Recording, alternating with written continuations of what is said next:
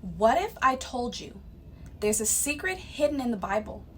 A link so explosive between Moses, the 144,000, and the third temple that religious leaders throughout history have tried to erase it? This isn't some conspiracy theory. It's a revelation that connects the fall of the angels on Mount Hermon to the rise of God's priestly army on Mount Zion. And here's the terrifying part. If you don't understand this link, you might already be walking in the same rebellion as the fallen watchers without even realizing it.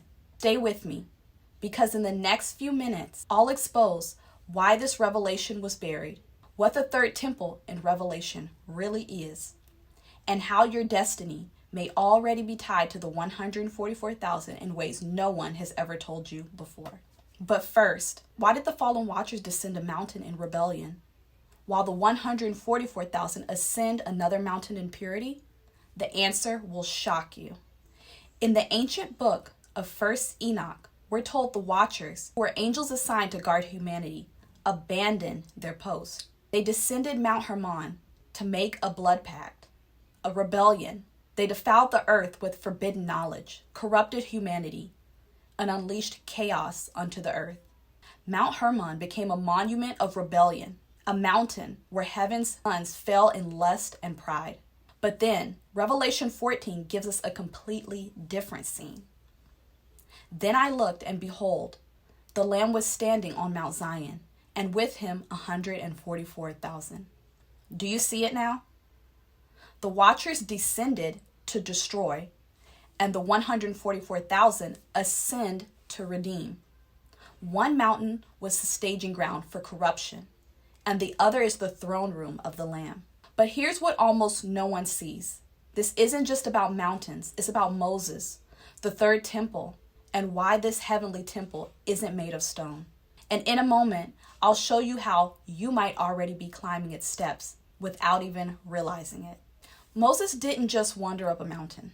He ascended Sinai into the terrifying cloud and glory of Yahweh, into fire, smoke, and lightning, to meet God face to face. Exodus tells us that Moses went up to God and the Lord called him from the mountain. This wasn't just a casual hike. It was an ascent into the holy realm, an act of priestly intercession. Only Moses, acting as a priest and a prophet, could rise that high. Fast forward to Revelation 14, where it says, "And then I looked, and behold, the Lamb was standing on Mount Zion, and with him 144,000. Sinai was the mountain of covenant. Zion is the mountain of consummation. Moses went up alone to meet God. The 144,000 go up as a priestly remnant to follow the Lamb. But here's where this gets dangerous. What's happening on Mount Zion isn't just about stone temples anymore. It's about a third temple that the enemy doesn't want you to see. For centuries, people have debated the third temple. Will it be built in Jerusalem? Will it trigger the end times? But most people miss this in Revelation. The third temple isn't built with human hands at all. It's a union of God's presence and God's people. Dr. L. Michael Morales explains, the temple is not merely about rituals. It's about re-entering Eden, ascending the mountain of God to dwell in his presence. The New Jerusalem in Revelation isn't just a city. It's a temple. It's a people. This heavenly third temple is the culmination of God's plan to bring his people back to his holy mountain in intimacy.